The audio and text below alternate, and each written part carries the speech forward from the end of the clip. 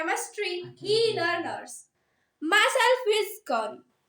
हम क्या कर रहे हैं? हम अभी इलेक्ट्रोकेमिस्ट्री ये टॉपिक कर रहे हैं. क्या कर रहे हैं हम अभी? इलेक्ट्रोकेमिस्ट्री. हम अभी क्या कर रहे हैं? इलेक्ट्रोकेमिस्ट्री ये टॉपिक हम अभी कर रहे हैं. तो चलो फिर देखते हैं हमने अब तक क्या क्या किया. कल का लेक्चर अगर किसी ने मिस आउट किया है तो जाकर देख लो, वो लेक्चर मैंने अपलोड कर दिया है.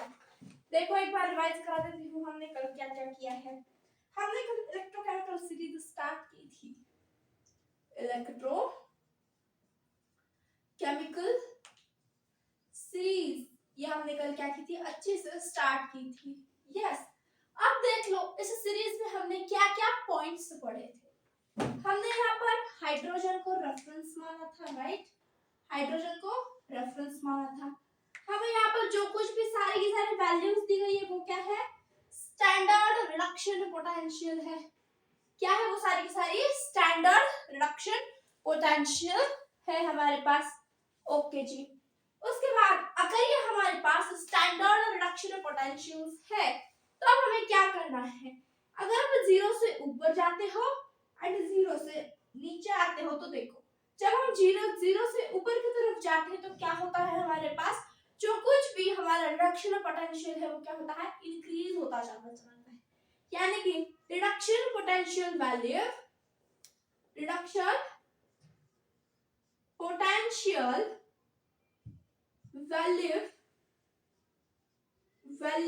इंक्रीजेस. रिडक्शन पोटेंशियल वैल्यू यहाँ पर क्या हो रही है? उसकी इंक्रीज हो रही है. लेकिन जैसे जैसे आप नीचे आते चले जाओगे रिडक्शन पोटेंशियल वैल्यू कम होती है. रिडक्शन पोटेंशियल क्या होता है? यहाँ पर डिक्रीज होने लगता है. ओके जी. अब रिडक्शन पोटेंशियल इंक्रीज हो रहा है यानी कि जो कुछ भी रिडक्शन की क्या है यहाँ पर कैपेबिलिटी है, रिडक्शन की जो भी एबिलिटी वो क्या है? ज्यादा है. एंड रिडक्शन कहाँ होता है? रिडक्शन कैथोड पर होता है. यानी कि यहाँ के जो सारे के सारे एलिमेंट है दैट इज द FeCl2O7 उसके बाद H2O2 वो किस तरह से एक्ट करते हैं हमारे पास? As a cathode. ये किस तरह से काम करेंगे यहाँ पर? these are act as a cathode. Okay.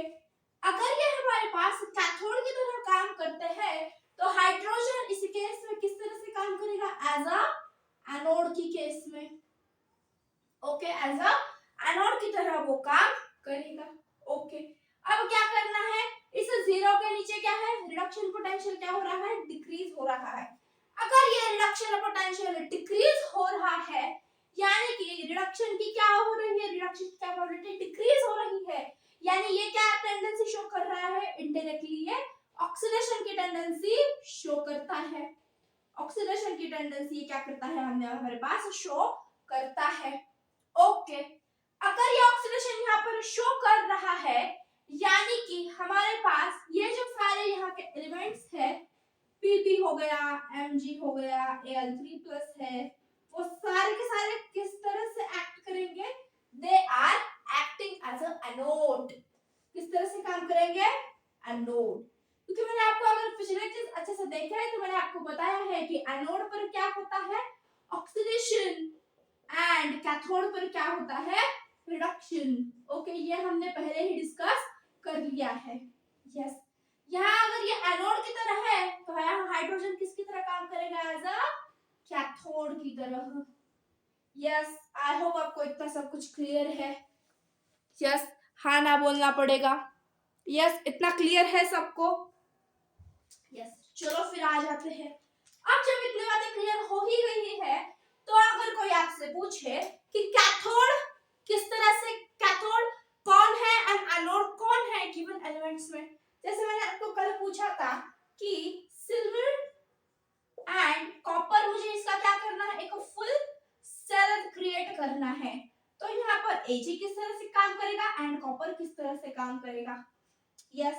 कल मैंने जो आपको एक इलेक्ट्रोकेमिकल सीरीज लिखवाई थी उस पर ध्यान देकर मुझे बताओ कि Ag किस तरह से काम करेगा एंड कॉपर किस तरह से काम करेगा. मैम किस तरह से बताना ये?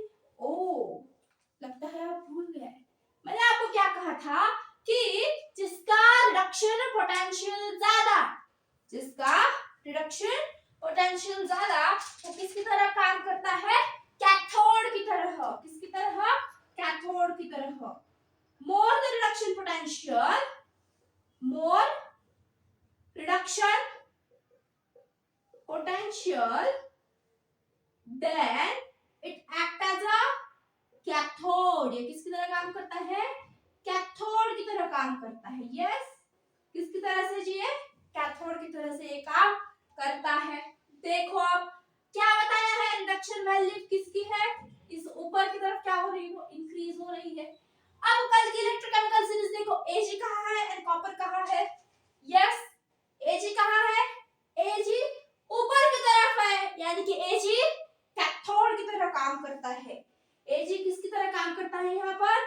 कैथोड की तरह। एंड कॉपर किस तरह से करता है? एनोड की तरह ये काम करता है। आई होप आपको मेरी बातें समझ में आ रही है। यस यस, तो चलो आप सबने इतना नोट डाउन कल ही कर लिया होगा ऐसा मैं मानकर चलती हूँ।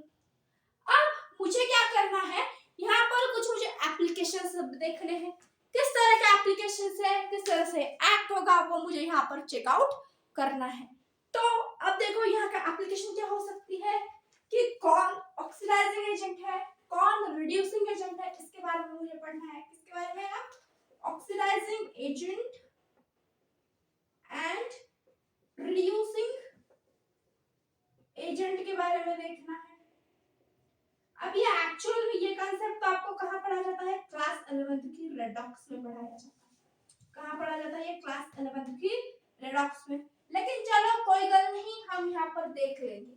अब क्या क्या करना है एक्चुअल में, किस किस को पता है कि ऑक्सीडाइजिंग एजेंट होता क्या है? यस, ऑक्सीडाइजिंग एजेंट क्या होता है? सबसे पहले अगर आपको बताऊं तो ऑक्सीडाइजिंग एजेंट का मीनिंग क्या है? जो भी कुछ हमारे पास खुद का जो एलिमेंट खुद का रिडक्शन कराएगा एंड सामने वाले का ऑक्सीडेशन कराता है, हम उसे क्या कहते हैं? ऑक्सीडाइजिंग एजेंट कहते हैं। किसे कहते हैं? एजेंट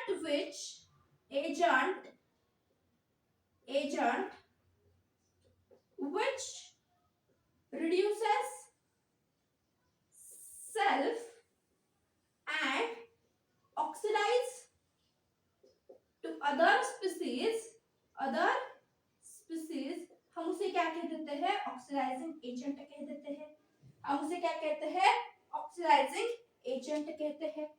ओके, अब क्या करना है? खुद का रिडक्शन करवाना है। क्या करता है वो? खुद का रिडक्शन करता है, यानी कि जिसकी एसआरपी ज्यादा होगी वो किस तरह से काम करेगा? ऑक्सीडाइजिंग एजेंट की तरह। जिसकी एसआरपी ज्यादा होगी वो किसकी तरह काम करेगा? एज अ ऑक्सीडाइजिंग एजेंट की तरह वो काम करेगा। ओके, अब जिसकी एसआरपी क्या है, अगर किसी को अंडरस्टैंड नहीं हुआ है तो इट इज द स्टैंडर्ड, अब आ गया होगा सबको, standard reduction potential. Standard reduction potential है ये एसआरपी का मीनिंग। ओके, कब है ऑक्सीडाइजिंग एजेंट? जब उसका एसआरपी क्या है? SRP is more, then it is act as a oxidising agent. Okay, यानी कि यहाँ पर वो किस तरह से काम करना चाहिए? यस, बता दो किस तरह से काम करेगा? यस, फटाफट से देख लो आप। ये सब कुछ इरेज कर अच्छे से आपको एक बार लिखवा देती हूँ। More the SRP, more the reduction. More the reduction, then it is called as the oxidizing agent. Yes.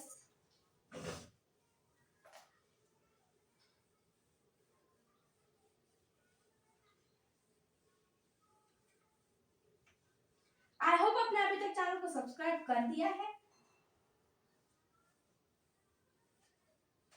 अपने दोस्तों के साथ भी शेयर कर दिया होगा। चलो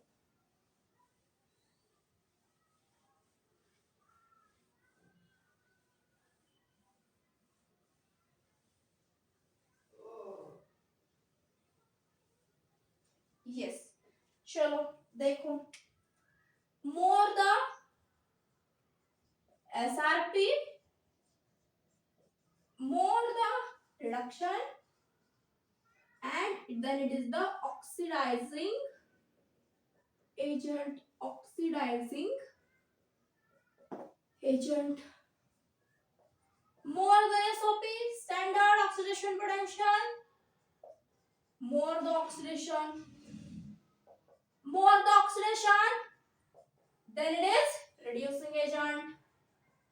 Reducing agent. Yes, क्लियर हो गया होगा। अब देखो एक एग्जांपल देते हैं। एक डाटा गिवन है आपको, E0 Cr2O7 it get converted into Cr3 plus। इसकी आपको वैल्यू दी गई है 1.33 वोल्ट, 1.33 वोल्ट। ओके, उसके बाद ECl2 sorry E0 Cl2 is get converted into Cl, इसकी भी कुछ वैल्यू दी गई है, that is 1.36 वोल्ट। ओके, उसके बाद आपके पास E0 MnO4 minus is getting converted into Mn2 plus, इसकी वैल्यू है 1.51 volt. and E0 Cr3 plus is getting converted into Cr, it gives the minus of 0.74 volt, minus of 0.74 volt. अब ये value given है and आपको क्या पूछा है यहाँ पर, strongest reducing agent. Strongest reducing agent आपको पूछा गया हुआ है, स्ट्रॉन्गेस्ट रिड्यूसिंग एजेंट। ओके जी, अब देखो क्या पूछा है आपको, रिड्यूसिंग एजेंट। रिड्यूसिंग एजेंट चाहिए कि मोर ऑक्सीडेशन। अब चेकआउट करो, देखो अब यहाँ पर आपको सबसे पहले चेकआउट करना होगा कि यहाँ पर ऑक्सीडेशन हो रहा है, रिडक्शन हो रहा है, ये सब कुछ आपको यहाँ पर चेकआउट करना है। यस, चलो फिर स्टार्ट कर लेते हैं। देखो यहाँ पर क्या होता है आपके पास, यस -6 है, Cr2O7 माइनस Cr2O7 2 माइनस है, ये कितना है 14 चार्ज हो जाएगा यहाँ पर, ये 2 है यानी कि इस पर 6 आ जाएगा, ये +3, ये क्या है रिडक्शन हो रहा है। ओके, यहाँ पर क्या है Cl2 Cl -02 -1 रिडक्शन, ये भी क्या है जी रिडक्शन हो रहा है आपका यहाँ पर भी। ओके, मैं R लिख देती हूँ, यहाँ भी रिडक्शन, यहाँ भी रिडक्शन। MnO4 -2 Mn2 प्लस, देखो यहाँ पर 8 आएगा, यहाँ पर कितनी है इसकी 8, यस 8 सॉरी 7 है इसकी, राइट।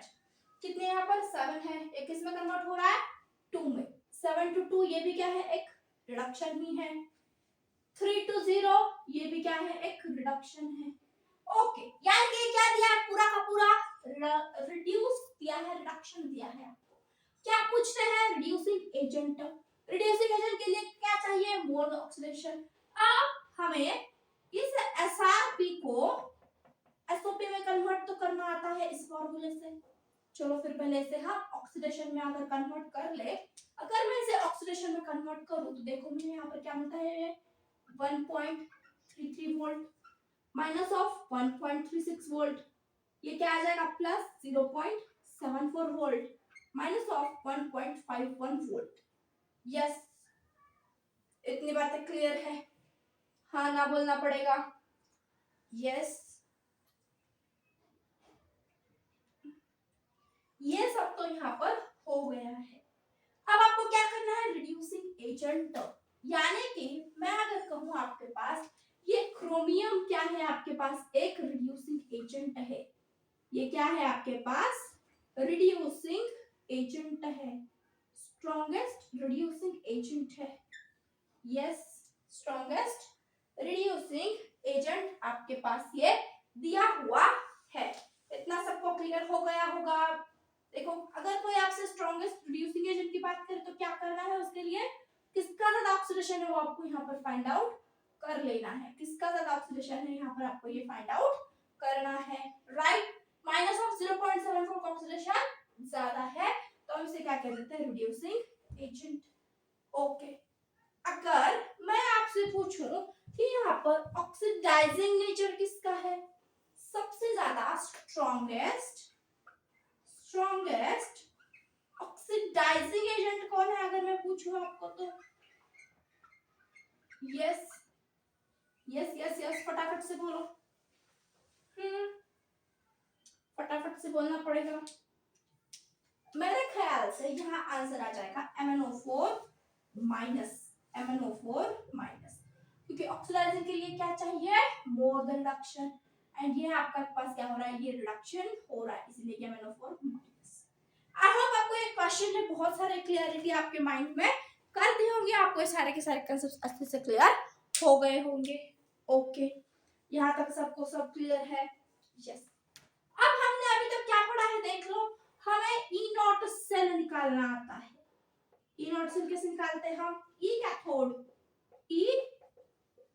कैथोड माइनस ई एनोड, या फिर ई कैथोड प्लस ई एनोड से, या तो फिर ई राइट माइनस ई लेफ्ट से हम इसे निकालते हैं, लेकिन हमने ये प्रेफर किया था इसलिए हम यही यूज करेंगे।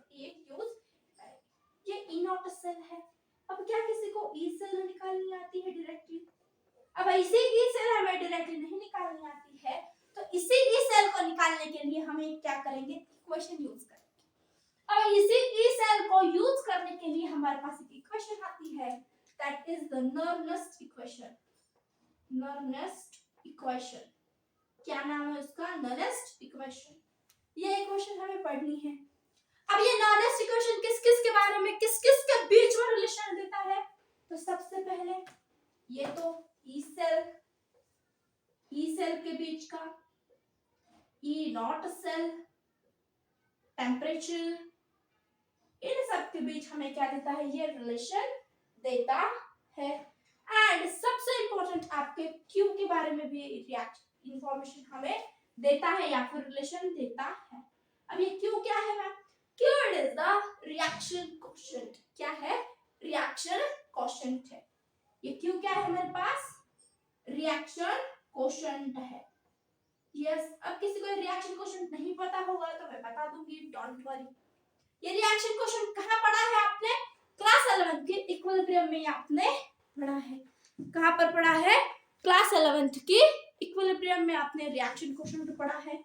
अगर मैं कोई रिएक्शन इक्विलिब्रियम में लिखती हूँ, अगर मैं एक रिएक्शन इक्विलिब्रियम में लिखती हूँ, यानी कि A plus B equal CC plus DD, ये क्या है हमारे पास? इक्विलिब्रियम पर है ये। यस। अब मुझे इसका रिएक्शन कोएफिशिएंट लिखना है तो मैं कैसे लिखूंगी? C ये D power D divided by A की पावर A एंड B की पावर B। ये क्या आ गया हमारा? हम जैसे इक्विलिब्रियम कांस्टेंट लिखते हैं उसी तरह से रिएक्शन कोएफिशिएंट लिखा जाता है। लेकिन ये कब लिखते हैं हम? जब इक्विलिब्रियम रीच नहीं हुआ हो। जब यहाँ पर इक्विलिब्रियम रीच हो जाए तो हम इसे क्या कहते हैं? कि ये इक्विलिब्रियम हम इसे लिख देते हैं। ओके, ये भी केस हमें पढ़नी है। ये आपको रिएक्शन कोएफिशिएंट अब ध्यान में आ चुका होगा। अब ये तो हमें पढ़ना है, इसीलिए हम आपको एक डेरिवेशन पढ़ा दूं। डेरिवेशन से ही पढ़ेंगे हम, ताकि आपको ये कहां से आया क्यों आया ये क्वेश्चंस नहीं पढ़ेंगे। इतना लिख लो, अगर नहीं लिखा है तो अच्छे से लिख लो। यस। अब देखो वर्क डन, जो कुछ भी मूवमेंट ऑफ इलेक्ट्रॉन है उसका वर्क डन निकालना है हम। चलो, work done in movement of electron, work done in movement of electron.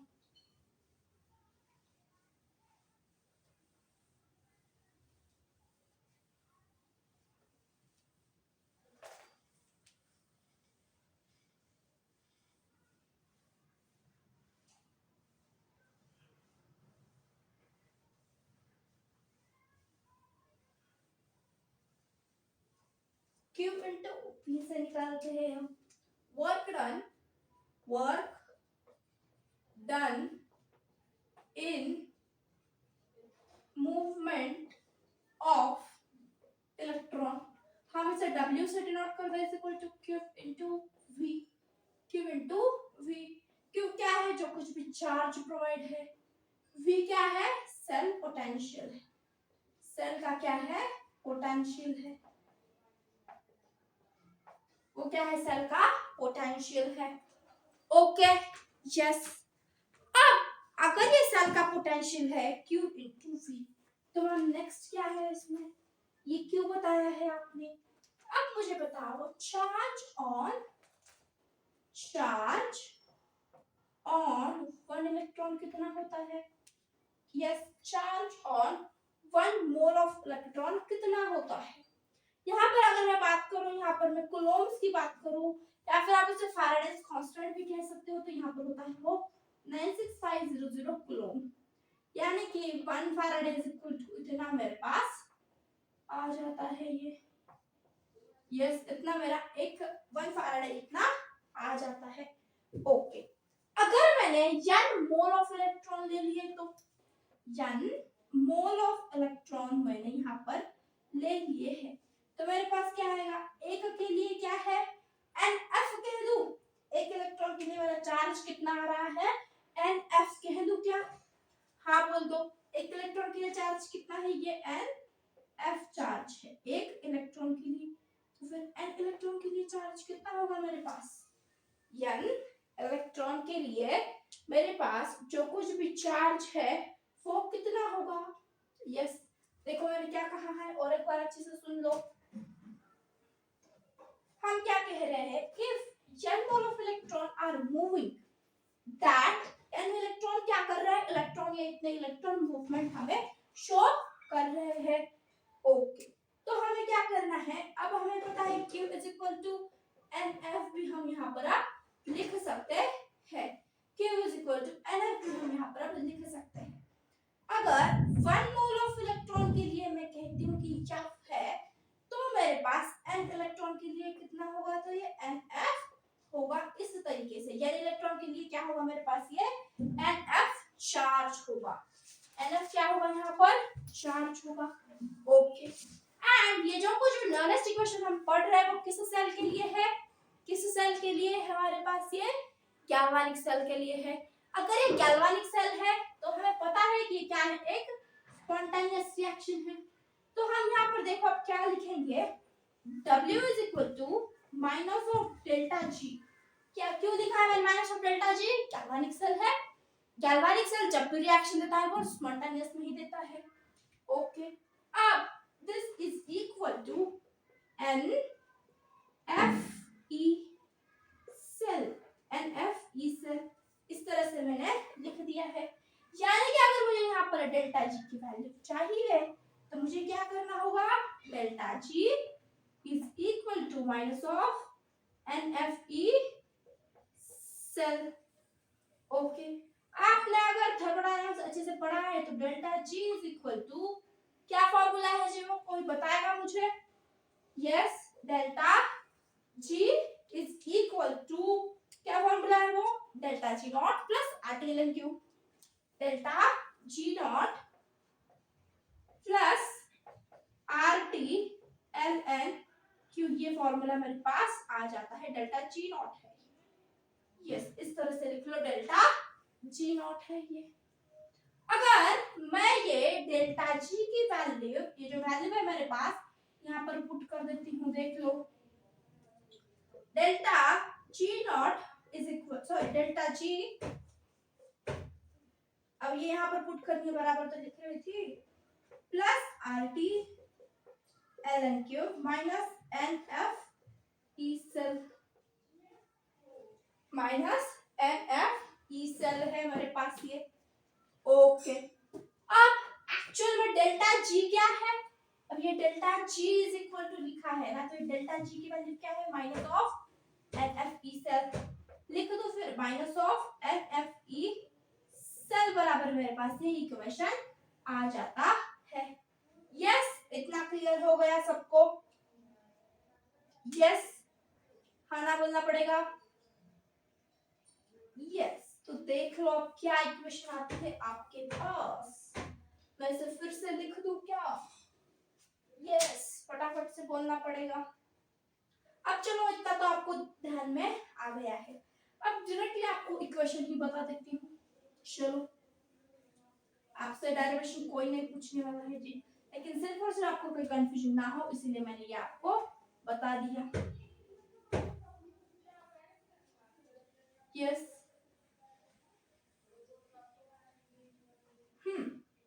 देखो E cell is equal to E naught cell minus RT ln cube divided by NF.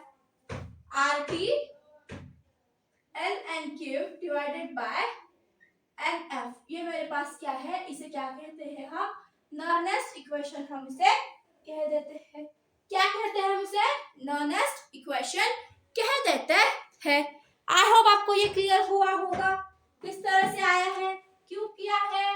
Yes देख लो आप, E cell पता है, ई not cell पता है, R T क्या है, are क्या है, gas constant, gas constant, T क्या है, टेम्परेचर, एलन क्या है, यहाँ पर लॉग लिया है, क्यू क्या है, रिएक्शन कोशेंट, क्यू क्या है, रिएक्शन कोशेंट, एन क्या है, नंबर ऑफ इलेक्ट्रॉन्स, एफ क्या है, फैराडेज कांस्टेंट, एफ क्या है,